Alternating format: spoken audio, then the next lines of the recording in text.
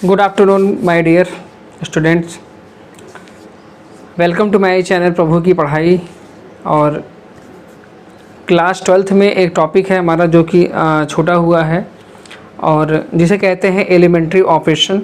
ठीक है, मैट्रिक्स में ये टॉपिक बहुत इंपॉर्टेंट इसलिए है क्योंकि बोर्ड किसी का भी आप दे रहे हो, चाहे यूपी बोर्ड हो चाहे सीबीएसई बोर्ड हो, उसमें सबसे ज़्यादा इम्पॉर्टेंट क्या है आपका एलिमेंट्री ऑपरेशन। बिकॉज से क्योंकि एलिमेंट्री ऑपरेशन को हिंदी में बोला जाता है प्रारंभिक संक्रियाएं। ठीक है, तो इस पे एक क्वेश्चन पूछा जाता है आपको इन्वर्स मैट्रिक्स निकालने का। ठीक है, इन्वर्स मैट्रिक्स निकालने का एक तरीका सीखा जाता है आपको। तो हम लोग क्या करेंगे, जैसे कि inverse to find the inverse matrix.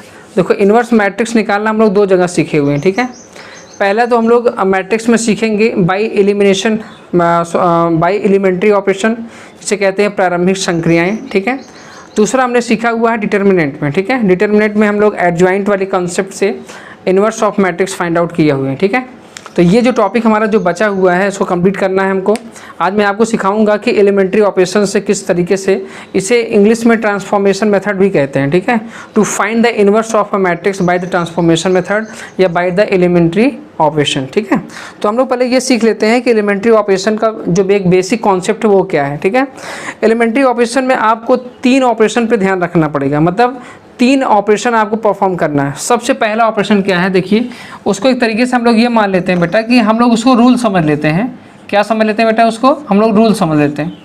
जैसे रूल नंबर 1 क्या है, रूल नंबर 1 ये है कि अगर मान लीजिए कोई भी मैट्रिक्स है, मान लीजिए कोई भी मैट्रिक्स है। ठीक है, तो जैसे हम आपको समझाते हैं रूल का। पहला रूल क्या है, पहला रूल मेरे हिसाब से अगर आप देखेंगे, क्या इंटरचेंज रूल कहेंगे इसे, क्या कहेंगे, इंटरचेंज रूल कहते हैं। ठीक, अब इंटरचेंज रूल में क्या होगा, लेट, अगर मान लीजिए कोई भी एक हमारे पास मैट्रिक्स है, बहुत आराम से समझेंगे, बहुत जल्दबाजी नहीं है अपने को। कोई एक मैट्रिक्स है, जैसे यहाँ पे लिखा है क्या बेटा A1, फिर आपका A2 और फिर आपका मान लीजिए A3 है, फिर क्या है बेटा आपका B1 और फिर B2 और फिर B3 है, फिर क्या है आपका, ये आपका C1, C2 और C3 है। अब इंटरचेंज रूल मतलब जो पहला एलिमेंट्री ऑपरेशन है, जो प्रारंभिक संक्रियाओं में जो पहला जो एक कॉन्सेप्ट है, पहला एलिमेंट्री ऑपरेशन है, वो ये है इंटरचेंज रूल। इसे क्या कहते हैं, इसका ये मतलब है कि आपको ये पहले से ऑलरेडी पता होना चाहिए कि भाई एक मैट्रिक्स में ये R1 होता है और ये क्या होता है बेटा R2 और ये क्या होता है आपका R3। उसी तरीके से क्या होता है बेटा, ये आपका C1 होता है और फिर ये आपका क्या होता है C2 और फिर ये आपका होता है क्या C3। ठीक, तो अगर आप देखेंगे कि मेरे पास भाई 3 रो हैं, 3 कॉलम है, तो मैंने सबको क्या कर दिया बेटा R1, R2 और R3 लिख दिया और यहाँ पे C1, C2 और C3 को लिख दिया है। ठीक है, अब हम लोग क्या करेंगे, हम लोग जैसे इंटरचेंज रूल, इंटरचेंज रूल का मतलब होता है कि जैसे मान लो मुझे R1 और R2 को एक दूसरे में क्या है, चेंज करना है, बदलना है। इसका मतलब है मुझे यहाँ पे ये कॉन्सेप्ट देना पड़ेगा R1 और ये साइन होता है क्या बेटा, इंटरचेंज का, ये इंटरचेंज, और क्या मैं लिखूँगा यहाँ पे R2, मतलब इस साइन को कहते हैं क्या बेटा, इस साइन को कहते हैं इंटरचेंज। क्या कहते हैं इसको, इसे कहते हैं इंटरचेंज। इसका ये मतलब हो गया कि अब R1 का जो भी एलिमेंट है, जैसे A1, A2 और A3 है, अब वहाँ पे क्या आ जाएगा, वहाँ पे B1, B2 और B3 आ जाएगा। ठीक है, ये चीज़ समझा आपको। फिर क्या होगा, और जहाँ पे A1, A2 और A3 है वहाँ पे B1, B2, B3 हो जाएगा, और जहाँ पे B1, B2, B3 है वहाँ पे A1, A2 और A3 आ जाएगा। तो इसे कहते हैं R1 इंटरचेंज R2। इसे आप दूसरे तरीके से भी बोल सकते हो। मान लो मेरा मन कह रहा है कि मैं C1 को इंटरचेंज कर दूं, किससे भाई, C2 से कर देता हूं सर। मतलब जहाँ पे C1 का एलिमेंट है, जैसे A1, B1 और C1 है, वहाँ पे अब अगर मैं C2 से अगर मैं इसको परस्पर चेंज कर देता हूँ, मतलब चेंज करता हूँ अगर, तो यहाँ पे A2, B2 और C2 आ जाएगा। तो कहने का मतलब है कि आप चाहे रो में या चाहे कॉलम में किसी में भी आप ऑपरेशन परफॉर्म कर सकते हो। मान लो अगर मैं ये ऑपरेशन परफॉर्म करता हूँ तो अब मैट्रिक्स ए तुम्हारा क्या हो जाएगा, मैट्रिक्स ए तुम्हारा अब ये हो जाएगा, जहाँ A1, A2, A3 है, अब वहाँ पे R2 का डाटा हो जाएगा, मतलब एक तरीके से देखा जाए तो B1, फिर बेटा हो जाएगा B2 और फिर क्या हो जाएगा आपका B3। ठीक है, और B1, B2, B3 हो गया, और जहाँ पे R2 है वहाँ क्या हो जाएगा, R1 का डाटा, मतलब A1 तो बेटा A2 और फिर क्या हो जाएगा आपका A3। और भाई ऑब्वियस बात है C1, C2 और C3 तो ऑलरेडी आपका है ही है। तो इसे बोलते हैं क्या, इसे कहते हैं इंटरचेंज रूल। ठीक, वही सेम कॉन्सेप्ट आप इसके लिए भी अप्लाई कर सकते हो। कैसे भाई, आपने C1 इंटरचेंज C2 लिखा है, इसका मतलब है कॉलम 1 को कॉलम 2 से क्या कर देंगे, इंटरचेंज कर देंगे। इसका मतलब यहाँ पे A1 B1 C1 है, वहाँ बेटा क्या हो जाएगा, A2 B2 और C2 हो जाएगा। क्या हो जाएगा, A2 B2 और C2 हो जाएगा। और A1 B1 C1 कहाँ हो जाएगा, C2 की तरफ, A1 और फिर B1 और फिर C1। बाकी इसमें आपने कोई चेंज किया नहीं है, तो A3 और फिर B3 और फिर C3 ऐसे करके। तो आपके दोनों आंसर करेक्ट हैं, कोई दिक्कत नहीं। तो ये है क्या, रूल नंबर 1। ठीक है, तो ये चीज़ें आपको बिल्कुल समझ में आई होंगी। ठीक है, तो पहला जो रूल है आपका, पहला जो नियम है इंटरचेंज रूल, तो ठीक है, इसको समझना इसलिए ज़रूरी है क्योंकि ये कई बार एलिमेंट्री ऑपरेशन को लगाते समय आपको इसकी ज़रूरत पड़ेगी। ठीक है, चलिए इसको हम थोड़ा सा रफ करते हैं। अब नेक्स्ट रूल की तरफ चलते हैं। रूल नंबर 2,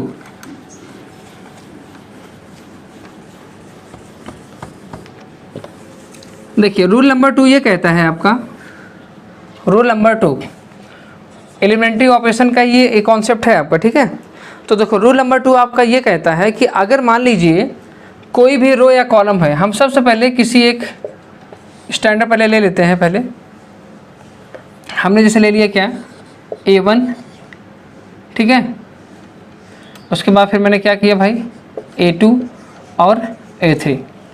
उसी तरीके से क्या लिखा, B1 B2 और B3, फिर C1 C2 और C3। ये एक स्टैंडर्ड तरीका है लिखने का, इसलिए मैंने इसको लिखा है। ठीक है, आपको समझाने के लिए। चलिए अब जैसे मान लो यहाँ पे ये बताया जा रहा है कि अगर मान लीजिए किसी भी रो या किसी भी कॉलम को, जैसे हमने ये क्या किया बेटा, हमने इसको R1 मान लिया, इसे R2 और इसे R3। उसी तरीके से बेटा हम इसको क्या मान सकते हैं, C1, यहाँ पे हो जाएगा C2 और यहाँ पे हो जाएगा क्या बेटा, C3। अब C1 C2 क्या है, ऑब्वियस बात है, C मतलब कॉलम होता है। ठीक है, और R1 मतलब क्या होता है बेटा, R1 मतलब रो होता है। ठीक है, R1 मतलब क्या होता है, रो होता है।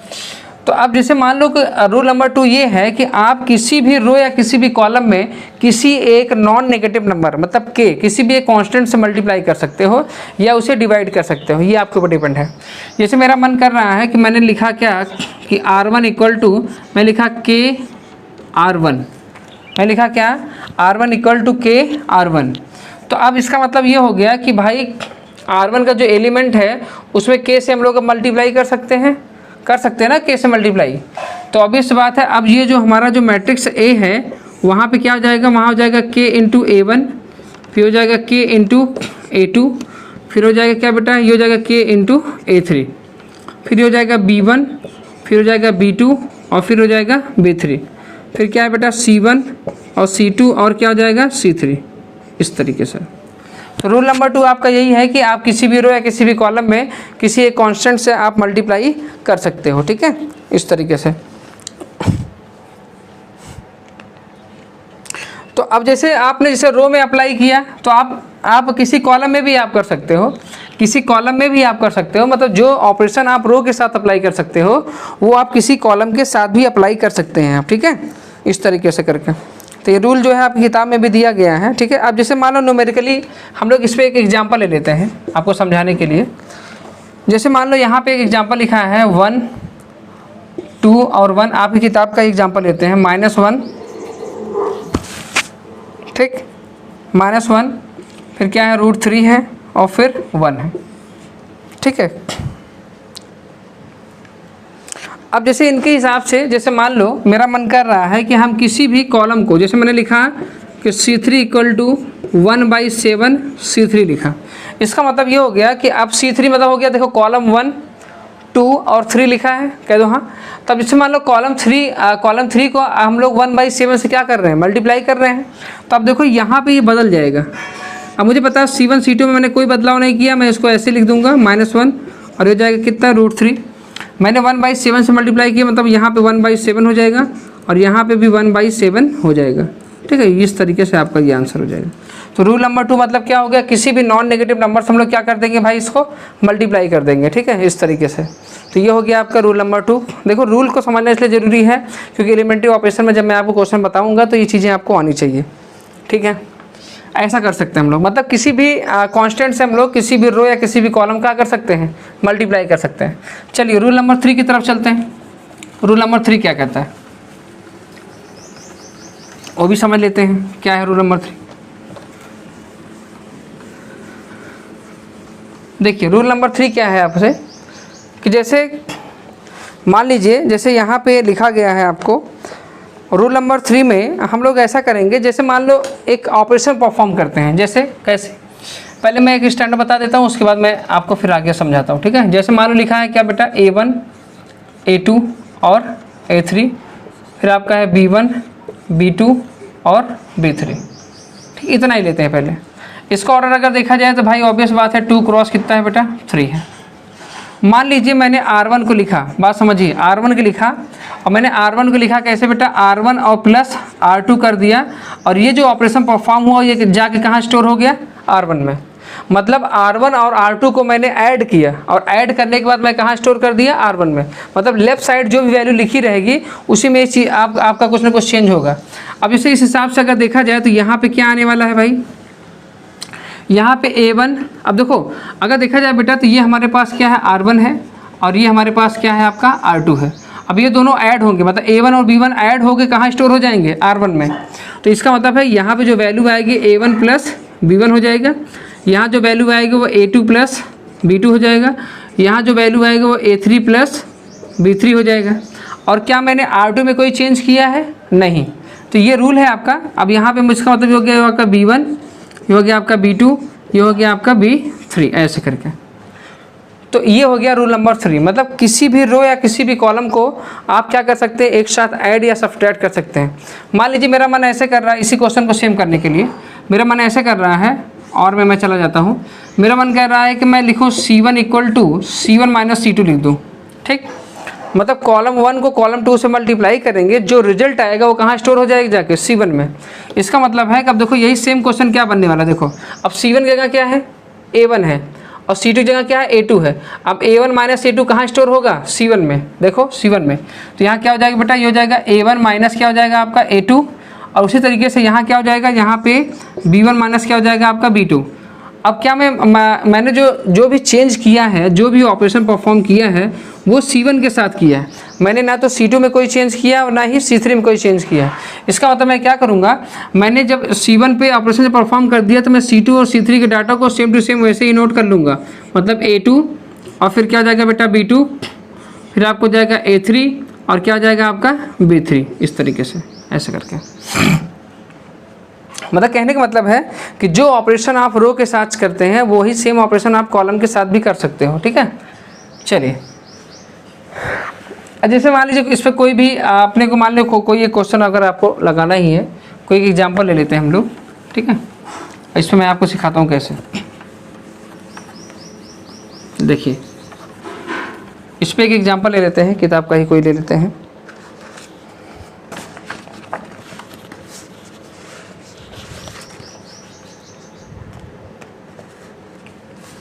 या फिर मैं आपको ऐसे बता देता हूँ, अपने आप से बता देता हूँ।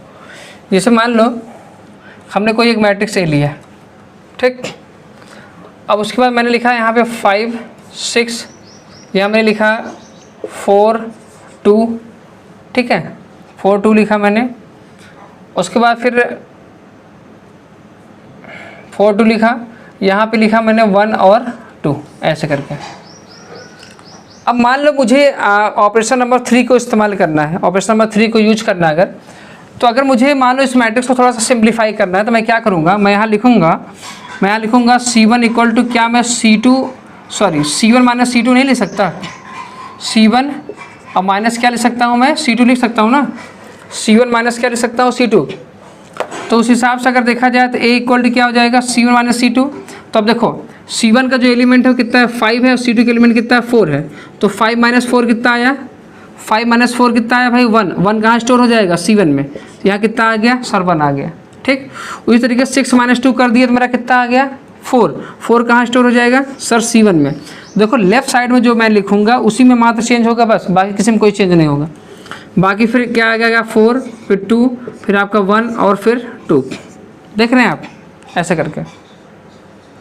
और मान लो अगर इसमें मान लो मुझे ऑपरेशन नंबर 3 को इस्तेमाल करना है, फिर से यूज करना है, तो मैं क्या लिख सकता हूँ, मैं यहाँ लिख सकता हूँ, देखो मैं यहाँ लिख सकता हूँ कि C2 मुझे और का सिंप्लीफाई करना है, तो C2 इक्वल टू मैं लिख सकता हूँ कि C2 माइनस 2 इंटू C3, ऐसे देख रहे हैं आप। मैंने क्या लिखा, मैंने C2 इक्वल टू मैंने लिखा C2 माइनस 2 इंटू C3, मतलब मैं क्या करूँगा, C2 में माइनस करूँगा C3 को, लेकिन इसमें पहले किससे मल्टीप्लाई करूँगा, 2 से। तो चलो इसका मतलब है कि मैं सिर्फ चेंज कहाँ कर रहा हूँ, C2 में, मतलब ना तो मैं C1 में चेंज कर रहा हूँ ना मैं C3 में। इसका मतलब मैं C1 और C3 के डाटा को मैं क्या कर दूँगा, नोट कर लूँगा, मतलब 1 और 4 और यहाँ पे 1 और 2 नोट कर लूँगा, बीच वाला डाटा मैं अभी परफॉर्म करूँगा ना। चलिए अब यहाँ देखो 4 है और यहाँ पे क्या 1 है, अगर 1 में अगर मैं 2 से मल्टीप्लाई करूँगा, 1 2 जा कितना हो जाएगा 2, अब 4 माइनस 2 यहाँ कितना आ जाएगा सर, यहाँ 2 आ जाएगा। अब यहाँ देखो यहाँ 2 ऑलरेडी है, अगर मैं 2 से मल्टीप्लाई करूँगा, अगर जिसको मान लो नहीं आता है तो यहाँ कर लेगा ऐसे 2 माइनस, देखो 2 माइनस फिर 2 इंटू कितना हो जाएगा C3 वैल्यू कितना है भाई 2, फिर जाएगा 2 माइनस कितना आ जाएगा 4 और क्या आ जाएगा -2 आ जाएगा। तब देखो इस तरीके से आप कर सकते हैं। तो ये हो गया 3 ऑपरेशन जो आपको परफॉर्म करने हैं, ठीक है, ये 3 ऑपरेशन जो आपको बहुत ही ज़्यादा यूज करने हैं, ठीक है, और ये तीनों ऑपरेशन आपको यूज करना है आपको, तो इस तरीके से आप इसको करेंगे, ठीक है। तो इसको मैं रफ करता हूँ। तो पहले ऑपरेशन में आपने क्या सीखा, आपने ये सीखा पहले ऑपरेशन में, एलिमेंट्री ऑपरेशन का पहला कॉन्सेप्ट क्या था, मैंने आपको क्या सिखाया भाई, इंटरचेंज रूल। आप चाहे किसी भी कॉलम को किसी भी कॉलम से इंटरचेंज कर सकते हैं या किसी भी रो को किसी भी रो से इंटरचेंज कर सकते हैं, ठीक है। दूसरा कॉन्सेप्ट मैंने आपको ये सिखाया कि किसी भी रो या किसी भी कॉलम में किसी भी नॉन नेगेटिव नंबर से आप लोग मल्टीप्लाई कर सकते हैं, ठीक है। जैसे के मैंने यहाँ पे एक स्टैंडर्ड फॉर्म लिया है, अभी बहुत सारे क्वेश्चन आपको बनेंगे, ठीक है। उसके बाद रूल नंबर मैंने क्या लिखाया, रूल नंबर 3 मैंने आपको ये सिखाया कि आप किसी भी रो या किसी भी कॉलम को सिंप्लीफाई करने के लिए आप इस तरीके से ऑपरेशन परफॉर्म कर सकते हैं, C1 माइनस C2 कर सकते हैं, या फिर इस तरीके से ऑपरेशन कर सकते हैं कि C2 माइनस 2 इंटू C3, ऐसे भी आप कर सकते हैं, ठीक है। तो ये तीन कॉन्सेप्ट हैं जो आपको एलिमेंट्री ऑपरेशन में लगाने हैं, ठीक है। अब चलते हैं थोड़ा सा एक क्वेश्चन आपको सिखाता हूँ मैं कि पहले इन्वर्स ऑफ मैट्रिक्स का कॉन्सेप्ट क्या है, ठीक है। एलिमेंट्री ऑपरेशन तो आप समझ गए कि भाई 3 रूल अपने को ध्यान रखना है। इसके बाद एक क्वेश्चन आपका आता है, वो ये है कि जैसे किताब है मेरे पास NCERT, वहाँ से हम लोग क्वेश्चन को देख लेंगे। देखिए उसमें आपको एक क्वेश्चन ये सीखना है कि जैसे मैंने आपको बताया एलिमेंट्री ऑपरेशन समझा दिया। एक कॉन्सेप्ट है आपका इन्वर्टिबल मैट्रिक्स, ठीक है, इसको मैं समझाता हूँ पहले। इन्वर्टिबल मैट्रिक्स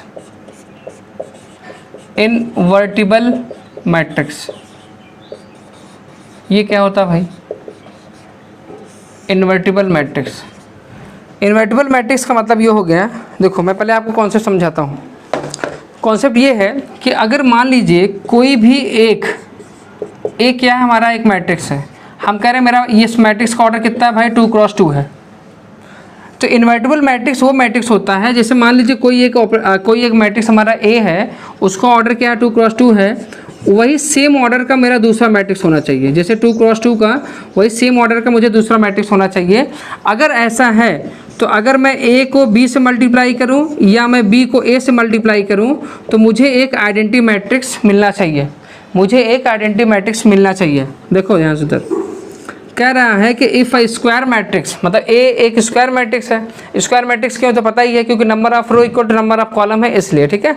अगर A एक स्क्वायर मैट्रिक्स है और वही सेम ऑर्डर का कोई एक B एक स्क्वायर मैट्रिक्स होता है, अगर उन दोनों को मल्टीप्लाई करें, चाहे A इंटू B करूँ या B इंटू A करूँ, अगर मुझे एक आइडेंटिटी मैट्रिक्स मिलता है तो then you can say that कि B जो है B इज़ अ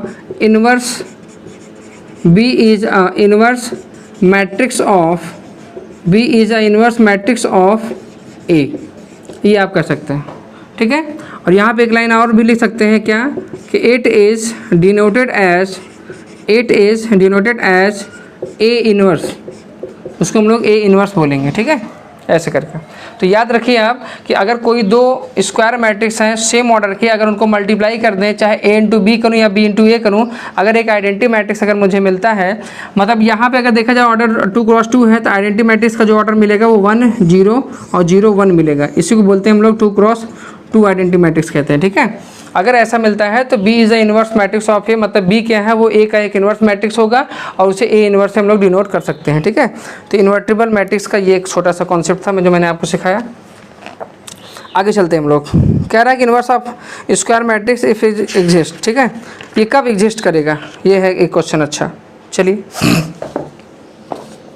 थोड़ा सा मैं आपको समझाता हूँ कि ये इनका एक नोट में पॉइंट है, तीसरा पॉइंट आप समझ सकते हैं, ठीक है। तीसरा पॉइंट हम लोग समझ सकते हैं इसको।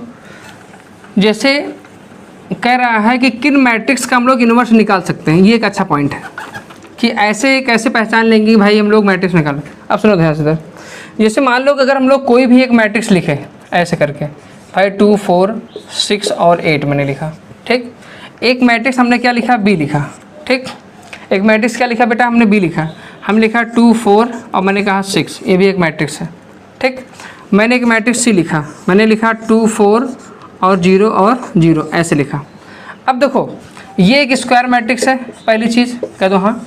तो इसका ए इन्वर्स एग्जिस्ट करेगा, ए इन्वर्स इसका एग्जिस्ट करेगा, मतलब ए इन्वर्स को निकाला जा सकता है एलिमेंट्री ऑपरेशन के कॉन्सेप्ट से, ठीक है।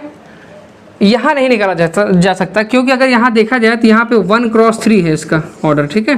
1×3 ऑर्डर है, इसका मतलब है कि इन्वर्स मैट्रिक्स फाइंड आउट भी करने के लिए हमको क्या होना चाहिए, हमको कम से कम स्क्वायर मैट्रिक्स होना चाहिए। यहाँ देखो यहाँ पे A inverse does not exist, A inverse does not exist. ऐसा क्यों होगा, ऐसा क्यों होगा भाई, ए इन्वर्स एग्जिस्ट नहीं करेगा। क्यों नहीं करेगा, क्योंकि देखो किसी भी मैट्रिक्स के अगर किसी भी रो या किसी भी कॉलम में अगर सभी एलिमेंट अगर 0 हो जाएं, जैसे यहाँ पे R2 में क्या हो रहा है, यहाँ पे R2 के सभी एलिमेंट क्या हैं, 0 हैं। अब R2 के अगर सभी एलिमेंट 0 हैं तो इसका मतलब ए इन्वर्स एग्जिस्ट नहीं करेगा। तो ये थोड़ा सा ध्यान रखेंगे कि कब ए इन्वर्स एग्जिस्ट करेगा और कब नहीं करेगा भाई, ठीक है। चलो इसको समझ गए होंगे आप, आगे चलते हैं नेक्स्ट कॉन्सेप्ट की तरफ। क्या अगला कॉन्सेप्ट, अगला कॉन्सेप्ट है आपका जैसे inverse of matrix by the elementary operation. अब हम लोग इस पर थोड़ा सा एक क्वेश्चन पहले बनाते हैं और आपको मैं सिखाता हूँ। अब देखो नेक्स्ट टॉपिक हमारा क्या है बेटा, कह रहा है कि इन्वर्स ऑफ अ मैट्रिक्स हमें निकालना है। हमारा जो टॉपिक है वो है inverse of a matrix, inverse of a matrix by elementary operation, by elementary operation, elementary operation, ठीक है। चलिए करते हैं कैसे। अब देखो यहाँ पे मैं पहले एक क्वेश्चन आप सिखाता हूँ कि इसका मतलब क्या होता है। देखो यहाँ पे थोड़ा सा एक दो प्रॉपर्टीज़ आपको ध्यान रखना होगा। जैसे समझिए आप, जैसे बेटा हम लोग क्या करते हैं, हम लोग जैसे 2 × 1 करते हैं तो क्या इस 2 में कोई फ़र्क पड़ेगा, नहीं। कॉन्सेप्ट सीखिए पहले। मैंने बोला क्या बेटा, मैंने बोला 3 × 1, तो आपने कहा सर नहीं। वैसे क्या मैं मैट्रिक्स ए को अगर मैं 1 से मल्टीप्लाई कर दूं तो कोई फ़र्क पड़ेगा, सर नहीं। इसका मतलब मैं a × i लिख रहा हूं तब भी मुझे a मिलेगा कि नहीं, मिलेगा ना। तो a × अब i का मतलब होता है कि यूनिट मैट्रिक्स, मतलब जिसकी वैल्यू कितनी हो भाई, 1 हो, ठीक है। तो 1 से अगर आप किसी भी मैट्रिक्स को मल्टीप्लाई करते हैं तो कोई भी फ़र्क नहीं पड़ेगा, there is no change in that matrix, ठीक है। तो a × i = a, बस यही अपने को ध्यान रखना है, इसी से हम लोग इन्वर्स निकाल लेंगे। चलो अब कोई एक क्वेश्चन उठाते हैं, जैसे आपकी एक्सरसाइज का ही पहला क्वेश्चन उठा लेते हैं, ठीक है। जैसे क्वेश्चन नंबर 1 है, ठीक है। यही क्वेश्चन मैं आपको अच्छे तरीके से सिखाता हूँ। जैसे लिखा है क्या बेटा, लिखा है 1, फिर है आपका -1, फिर 2 है और फिर 3 है, ठीक है। अब देखो एलिमेंट्री ऑपरेशन से क्वेश्चन को कैसे फाइंड आउट करते हैं ये पहले सीखना ज़रूरी है। जैसे कहना क्या चाहते हैं हम लोग, देखो हम लोग ऐसे लिखेंगे, हम लोग सबसे पहले लिखेंगे, पहले इसको सीखना कैसे, सुनो। जैसे हमने लिखा क्या लिखा मैंने, a × i लिख सकता हूँ ना भाई, लिख सकता हूँ मैं। अब a की जगह पे हम लोग इस मैट्रिक्स को लिखेंगे, इस वाले मैट्रिक्स को, क्या है 1 -1 2 और 3 है। और इस a की जगह कुछ नहीं लिखेंगे, i की जगह लेकिन वही लिखेंगे क्योंकि i का ऑर्डर वही होगा जो a का ऑर्डर होगा, ये मैंने पहले ही बताया था वो पहली क्लास में, ठीक है। ये हो गया a हो गया हमारा, ठीक है। अब हम लोग क्या करेंगे, अब हमारा जो ये राइट साइड में जो बंदा है इसको हम लोग लेफ़्ट साइड में लाने की कोशिश करेंगे। मतलब अगर हम लोग लेफ़्ट साइड में ये जो 1 -1 2 3 लिखा है, अगर मैं लेफ़्ट साइड में अगर 1 0 0 1 अगर मैं ला दूँ, इसका मतलब है कि हमारा कॉन्सेप्ट सही है और हम लोग सही जा रहे हैं, ठीक है। तो इसका मतलब है कि हमें सीखना क्या है, हम यहाँ लिखेंगे बाय द डेफिनेशन ऑफ, क्या, bye the definition of inverse, ठीक है, by the definition of identity matrix होना चाहिए यहाँ पे, इनवर्स तो हम लोग फाइंड आउट कर रहे हैं, ठीक है। By the definition of identity, भाई क्या है, मुझे पता है कि sir A equal to A into I मैं लिख सकता हूँ, ठीक है, वो मैंने बताया ही आपको कैसे, ठीक है। चलिए अब A की जगह ऑब्वियस बात है सर लिखेंगे 1 -1 2 और 3। उसके बाद A की जगह मुझे कुछ लिखने की जरूरत नहीं है, मुझे पता है कि A का ऑर्डर कितना है सर 2 क्रॉस 2 है, ठीक है। इसका मतलब है आइडेंटिटी मैट्रिक्स का भी ऑर्डर क्या होगा, 2 क्रॉस 2 होगा और इंटू क्या हो जाएगा A। अभी मैंने यही चीज़ आपको बताई कि ये जो राइट साइड में बेटा क्या है, वो आज 1 0 0 1 लिखा है। अगर इसी को अगर मैं लेफ़्ट साइड में अगर मैं ला लूँ, अगर इसी को अगर मैं लेफ़्ट साइड में अगर मैं ला लेता हूँ, इसका मतलब है कि हमारा कॉन्सेप्ट एकदम क्लियर है, ठीक है। तो चलो अब हम लोग क्या करेंगे, हम लोग ये देखेंगे कि जब हम लोग आइडेंटिटी मैट्रिक्स 2 क्रॉस 2 जब लाने की कोशिश करेंगे तो यहाँ पे क्या है बेटा, यहाँ पे 1 है। इसका मतलब है यहाँ पे 1 पहले से मौजूद है, मतलब मुझे कुछ भी छेड़खानी करने की ज़रूरत नहीं है। और यहाँ मुझे क्या लाना है सर, मुझे यहाँ पे 0 लाना है। अब मुझे पता चल रहा है अगर मैं 0 यहाँ कैसे लाऊंगा। अब देखो, अब यहीं पे वही जो एलिमेंट्री ऑपरेशन के जो मैंने आपको 3 रूल सिखाए हैं, वही 3 रूल यहाँ पे जाके लगने वाले हैं, ठीक है। चलिए लगाइए फटाफट। अब मुझे पता है कि अगर मुझे यहाँ 0 करना है तो मुझे लॉजिक क्या लिखना होगा, मुझे लिखना होगा कि R2 इक्वल टू, मैं यहाँ लिखूँगा R2 माइनस क्या लिखूँगा 2 इंटू R1। क्या लिखूंगा मैं यहाँ लिखूंगा R2 equal to R2 minus 2 into R1 लिख सकता हूँ ना। देखो अगर मैं ऐसा करता हूँ तो यहाँ जैसे 2 है तो 2 लिखा मैंने यहाँ पे, और माइनस 2 इंटू R1 मतलब 2 इंटू 1, ठीक है। अब देखो यहाँ पे एक एक चीज़ मैं परफॉर्म करूँगा, तो जो चीज़ आप लेफ्ट साइड में ऑपरेशन परफॉर्म करेंगे वही सेम राइट साइड भी करेंगे, क्योंकि भाई इक्वेशन है, इक्वेशन में क्या होता है, जो चीज़ हम लोग लेफ्ट साइड करते हैं वही चीज़ हम लोग राइट साइड अगर करेंगे तभी चीज़ें क्लियर होंगी। चलिए करते हैं। तो अब मुझे पता है R2 मैंने चेंज किया ना, मुझे R1 में क्या मैंने कोई चेंज किया है सर, नहीं। तो आप इसको फटाफट वैसे लिख देंगे -1, ठीक है, ऐसे करके। R1 में कोई चेंज नहीं किया तो R1 को ऐसे लिख दो, इंटू क्या हो जाएगा बेटा 1। चलो अब मैं लिखा क्या हूँ, देखो R2 इक्वल टू, बहुत ध्यान समझेंगे ये line, R2 equal to R2 minus 2 into R1। R2 कितना भाई 2 है, तो 2 minus 2 into R1, 2 into R1। तो अब देखो अगर ये चीज़ अगर आपको नहीं समझ में आ रही तो आप लोग राइट साइड में आप इसको कर सकते हैं, ठीक। रूल क्या है, रूल है क्या बेटा R2, बहुत अच्छी तरीके से हम लोग समझेंगे आज हम लोग आज की क्लास में हम लोग 2 क्रॉस 2 ही समझेंगे, ठीक है। R2 माइनस 2 इंटू R1 ये लिखा है ना, 2 इंटू क्या है R1 है। R2 कितना है सर, R2 यहाँ 2 है, देखो 2 माइनस 2 इंटू R1 कितना है सर 1 है, तो 1 लिखा। तब देखो ये पूरा कट गया, कितना आ गया मुझे 0 मिला कि नहीं, मैंने यहाँ लिख दिया क्या 0। इसके लिए आ जाइए, अब इसके लिए क्या हो जाएगा, ये जो R2 मतलब कितना, R2 कितना है भाई, R2 सर 3 है, माइनस 2 इंटू R1 कितना है, R1 है -1। अब देखो लो -1 हो गया, जब इसको सॉल्व किए तो हो गया 3 और प्लस कितना आ गया 2, मतलब कितना आ गया भाई 5। यहाँ कितना आ गया बेटा 5 आ गया। अब वही सेम चीज़ जो चीज़ आपने R2 के लिए लेफ्ट साइड में की है वही राइट साइड में R2 के लिए आप करेंगे। तो यहाँ कितना है बेटा 0 है, तो चलो इसके लिए बनाते हैं। ये हो गया 0 माइनस 2 इंटू R1 कितना है, R1 कितना है सर 1 है, तो इसका रिजल्ट कितना आ गया सर -2 आ गया। तो यहाँ कितना आ गया भाई -2 आ गया। इसलिए जब चलेंगे तो यहाँ क्या है देखो R2 माइनस 2 इंटू R1, और R1 तो 0 ही है, कोई फ़र्क वैसे नहीं पड़ने वाला है, सिर्फ R2 के डाटा को यहाँ पे लिख लेंगे, ठीक। इसका मतलब है देखो ये आपने कॉन्सेप्ट लगाया, ये क्या है अगर देखा जाए तो रूल नंबर 3 है ना जो आपने यहाँ पे लगाया अभी, R2 माइनस 2 इंटू R1।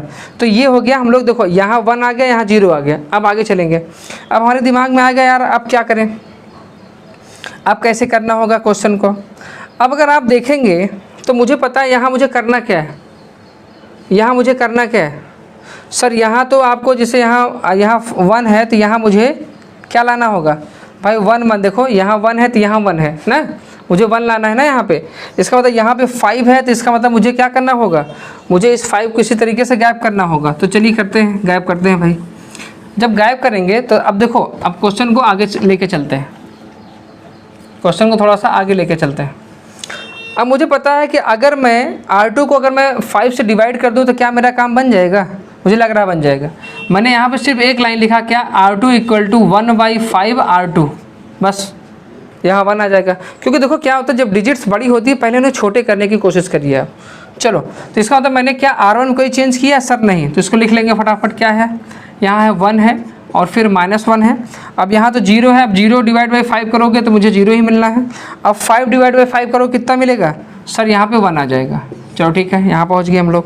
ठीक है बेटा, उसके बाद फिर इक्वल टू, अब जो चीज़ आपने लेफ़्ट साइड में की है वही चीज़ आप राइट साइड में भी करोगे।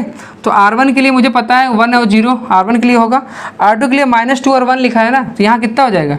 मैंने क्या किया है 2/5 और ये हो जाएगा क्या बेटा 1/5 और इंटू क्या A आपका ही है। मतलब जो चीज़ आप R2 लेफ़्ट साइड में जो चीज़ आपने R2 के लिए की है वही राइट साइड में आप R2 के लिए यहाँ भी करेंगे। ऐसा नहीं कि यहाँ आप छोड़ देंगे। ठीक है, चलिए 1 आ गया, यहाँ 0 आ गया, यहाँ 0 और लाना है मुझे। अब मेरे दिमाग में आ रहा है एक बात कि अगर मैं R1 इक्वल टू, क्या मैं अगर R1 और प्लस R2 कर दूँ तो मेरा काम बन जाएगा? बन जाएगा बिल्कुल। -1 और +1 क्या मिल जाएगा मुझे? 0 मिल जाएगा ना। चलो, और ये चीज़ कहाँ स्टोर हो जाएगी जाके? ये सब स्टोर हो जाएगा क्या R1 में। तो अब देखो 1 और 0 को मैंने ऐड किया, ध्यान दो 1 और 0 को जब मैंने ऐड किया तो मुझे 1 ही मिला। यहाँ पे -1 और 1 को जब मैंने ऐड किया तो मुझे 0 मिला। मैंने R2 में कोई चेंज नहीं किया है तो मैं इसको ऐसे लिख लूँगा और इक्वल टू यहाँ ये, यहाँ पे आपने क्या किया देखो R1 प्लस R2 मतलब 1 और प्लस -2/5 जब आप ऐड करेंगे तो आपका आएगा कितना बेटा? आपका आएगा 3/5। अगर नहीं आता है तो आप इसको बगल में कर लेंगे 1 प्लस -2/5। जब आप इसको हल करेंगे तो 5 1 जब 5 और -2 डिवाइड बाई 5 मतलब 3/5 आपका आंसर हो जाएगा। ठीक है, तो यहाँ कितना हो जाएगा बेटा? यहाँ हो जाएगा 3/5। जहाँ आप इसको ऐड करेंगे तो हो जाएगा 1/5। और क्या मैंने R2 में कोई चेंज किया है? लेफ्ट साइड जो है उसे चेंज बात करेंगे सर, नहीं किया है। तो R2 के डाटा को हम इसको इसी तरीके से नोट कर लेंगे। ठीक है, 1/5 ऐसे करके इंटू 1। अब क्या लेफ्ट साइड में जो मैंने शुरुआत किया था क्या मैं वहीं पहुँच गया हूँ? बिल्कुल पहुँच गया हूँ। इसका मतलब है क्या करेंगे? वी कैन राइट, ठीक है, वी कैन राइट या इट इज़ रिटन एज, जो भी लिखना है, A इनवर्स इक्वल टू क्या हो जाएगा भाई? ये जो डाटा है वो A इनवर्स का बन गया 3/5, 1/5, -2/5 और 1/5। इस तरीके से 2 क्रॉस 2 का ऑर्डर हो गया और ये आपका आंसर हो गया। इस तरीके से हम लोग करेंगे। मतलब कहने का मतलब है बेटा कि सबसे पहले एलिमेंट्री ऑपरेशंस को आप जानिए पहले कि उसमें करते क्या है। ठीक है, और करने के बाद फिर हम लोग क्या करेंगे, उन 3 रूल को पहले एक तरीके से थोड़ा समझ लेंगे। समझने के बाद मैंने आपको आज एलिमेंट्री ऑपरेशन का कॉन्सेप्ट सिखाया। Find the inverse of matrix by the elementary operation 2 cross 2 मैंने आपको सिखाया है। ठीक है, 2 क्रॉस 2 सिखाया। अभी जो पेपर में आपके पूछे जाते हैं वो बड़े क्वेश्चन पूछा जाता है, मतलब 3 क्रॉस 3 का पूछा जाता है। ठीक है, तो नेक्स्ट क्लास में हम लोग देखेंगे 3 क्रॉस 3 का। करेंगे क्या? सबसे पहले जो भी दिया गया है सबसे पहले उसको लिख लेंगे आइडेंटिटी वाले matrix A equal to A into I का ऑर्डर वही होगा जो A का ऑर्डर है। A का ऑर्डर कितना है? 2 क्रॉस 2 है, तो I का भी ऑर्डर 2 क्रॉस 2 हुआ। अब जो राइट साइड में है बेटा मुझे इस तरीके से एलिमेंट्री ऑपरेशन को परफॉर्म करना है कि जो राइट साइड में वो कहाँ हो जाए? लेफ्ट साइड में हो जाए। ठीक है, अगर लेफ्ट साइड में अगर हो जाता है तो इसका मतलब है कि हम लोग इनवर्स मैट्रिक्स फाइंड आउट कर लिए। तो अब वही सेम कॉन्सेप्ट लगाएंगे कि भाई यहाँ 1 होना चाहिए। अब यहाँ पे पहले से ऑलरेडी 1 था तो कोई दिक्कत नहीं है, और यहाँ पे 1 बनाएंगे और बाकी सभी लोग को 0 कर देंगे। अब वही परफॉर्म करने के लिए हमने एलिमेंट्री ऑपरेशंस को लगाया और हम लोग A इनवर्स इस तरीके से फाइंड आउट कर लिए। ठीक, नेक्स्ट क्लास हम लोग ये देखेंगे कि 3 क्रॉस 3 मैट्रिक्स का किस तरीके से हम लोग एलिमेंट्री ऑपरेशन लगाते हैं और कैसे फाइंड आउट करते हैं। क्योंकि एक क्वेश्चन लॉन्ग क्वेश्चन में आपसे पूछा जाता है, किसी बोर्ड के बच्चे हों सभी के लिए इंपॉर्टेंट है, क्योंकि सभी बोर्ड में ये क्वेश्चन पूछा जाता है लॉन्ग आंसर के लिए। ठीक है, तो चलिए ठीक है, क्लास आपकी स्टार्ट हुई है और मैं चाहूँगा कि अधिक से अधिक लोगों तक हमारी बात पहुँचे। ठीक है, जो चीज़ें आपको नहीं समझ में आई हैं प्लीज़ कमेंट बॉक्स में लिखना बिल्कुल मत भूलिए। अगर अभी तक हमारे चैनल पे आप बने हैं तो प्लीज़ लाइक कर दीजिए और शेयर करिए, सब्सक्राइब करिए और कोशिश करिए कि अधिक से अधिक लोगों तक हमारे चैनल की बात पहुँचे। ठीक है, और बता दीजिए कि हाँ हमको समझ में आ रहा है और बिल्कुल यहाँ सीखेंगे इस प्लेटफॉर्म से, तो बिल्कुल मैं और अच्छे वीडियो बनाऊंगा। ठीक है, तो अभी हम लोग सिलेबस में वही टॉपिक ले रहे हैं जो टॉपिक थोड़ा सा टिपिकल होते हैं, जो छूट जाते हैं बच्चों को या कम समझ में आते हैं। ठीक है, तो इस तरीके से रखा गया है। बाकी नेक्स्ट क्लास मिलेंगे 3 क्रॉस 3 एलिमेंट्री ऑपरेशन लगाने के लिए। तब तक के लिए आप 2 क्रॉस 2 मैट्रिक्स आप बनाइए। कोई भी क्वेश्चन अगर आपको नहीं लिखता कमेंट बॉक्स में लिखना बिल्कुल मत भूलिए और शेयर करिए और जाते जाते लाइक ज़रूर कर दीजिए। Thank you.